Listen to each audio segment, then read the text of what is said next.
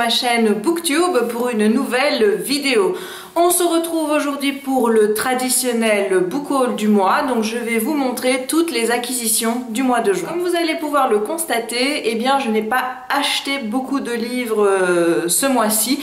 En tout cas, je n'ai pas acheté beaucoup de livres en VO puisque comme je savais que j'allais aller à Disney durant le mois de juin et que j'allais aussi aller au salon de Saint-Maur, j'ai pas fait une seule commande de livres VO sur Amazon ou sur The Book Depository, donc je me suis vraiment bien restreint pendant le mois de juin pour pouvoir craquer un petit peu à Saint-Maur et c'est ce que j'ai fait tout simplement. Au niveau de la VO, il y a quand même deux nouvelles arrivées ce mois-ci. Le premier, c'est un cadeau. Il s'agit du tome 1 de After de Anna Todd. C'est un cadeau de ma petite Fran, donc du monde de Francesca, qui me l'a offert quand on a été à Disney, puisqu'elle nous a retrouvés là-bas. Et donc, elle m'a offert ce premier tome d'After, dédicacé par Anna Todd, comme vous pouvez le voir. Voilà, je suis hyper touchée par l'attention, je suis super heureuse de l'avoir, puisque de toute façon je comptais les acheter pour les avoir dans ma palle. Donc maintenant j'ai déjà le premier tome et je suis super contente. Et merci encore à Fran si tu passes par là. Le deuxième roman que j'ai acquis en VO, il s'agit de Grey de E.L. James. Donc il s'agit du premier tome de la saga racontée par Grey, donc par Christian. Et comme vous pouvez le constater, c'est ma lecture en cours. Je suis à peu près à 150 pages. J'avoue que j'ai eu beaucoup de mal à rentrer dedans. J'ai trouvé ça hyper lent au début. J'espère que ça va s'arranger pour la suite de la lecture. Et je vous donnerai mon avis dans un book talk très prochainement. Je poursuis maintenant ce book haul avec les livres que j'ai reçus en service presse ce mois-ci. Donc tout premièrement, j'ai reçu Les crevettes ont le cœur dans la tête, journal sexy d'une trentenaire de Marion Michaud aux éditions Albin Michel. Donc c'est un bouquin chick lit vraiment idéal pour cet été et j'ai hâte de le lire. Ensuite, j'ai reçu des éditions d'Argo Nimona de Noël Stevenson. Donc ça c'est une bande dessinée. Je vous avoue que je suis un petit peu déçue parce que quand j'ai contacté Dargo, ils m'avaient demandé quel genre de livre je souhaitais lire et je leur avais justement donné des indications sur les bouquins de leur catalogue qui m'avaient plu. Et ils m'ont envoyé ça, que je n'ai pas demandé du tout et je trouve ça un petit peu hasardeux. Déjà au niveau des livres, quand je reçois des livres non sollicités, j'ai pour habitude de ne pas les lire ou en tout cas pas d'en faire une priorité. Mais là, au niveau des BD, moi je suis extrêmement difficile en BD, je peux pas lire tout. Et donc je pense que envoyer comme ça un petit peu à Vogelpick, j'ai envie de dire, sans demander l'avis du booktuber ou du blogueur, je trouve ça un petit peu casse-gueule. Parce que du coup, moi j'ai pas du tout envie de le lire. Mais c'est un premier partenariat avec Dargo en plus, donc je vais faire quand même l'effort de le lire et de le chroniquer. Et ensuite, je verrai comment ça se passe pour la suite. Ensuite, j'ai reçu Un père et passe de Christophe Carrière aux éditions Michel Lafon. Donc ce livre-ci, je vous en ai déjà parlé dans un book talk. Je vous ai également posté une petite interview que j'ai eu le plaisir de faire avec Christophe Carrière.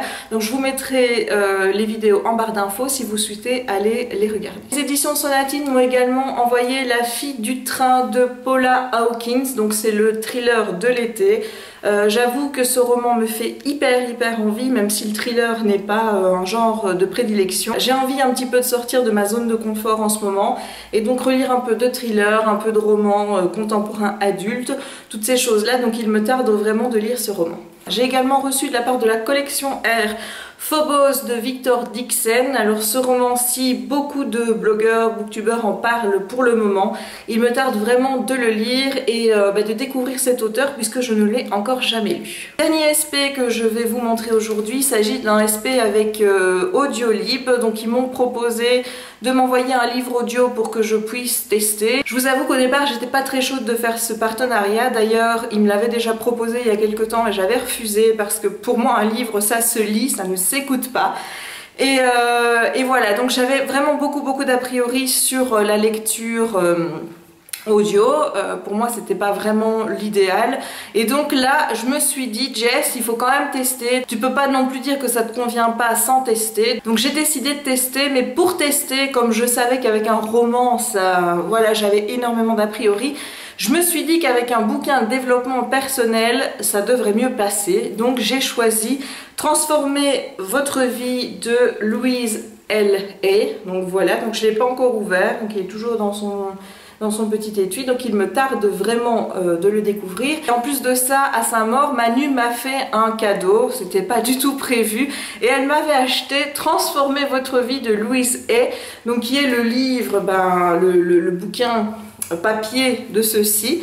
Donc maintenant, en plus de ça, j'ai les deux, donc je vais vraiment pouvoir profiter de l'expérience au maximum avec le paquet. J'ai également reçu à Saint-Maur un cadeau de ma chérie Myriam, donc de la chaîne Miss Mimou Reads. Elle m'a offert Jamais 200 toi de Jojo Moyes au format poche chez Milady, et la particularité, et bien voilà, c'est que le bouquin est dédicacé par Jojo Moyes, puisqu'elle avait été à la soirée de remise du prix des lectrices Milady, et comme l'auteur était là, et bien voilà, elle a pensé à moi et elle me l'a fait dédicacer.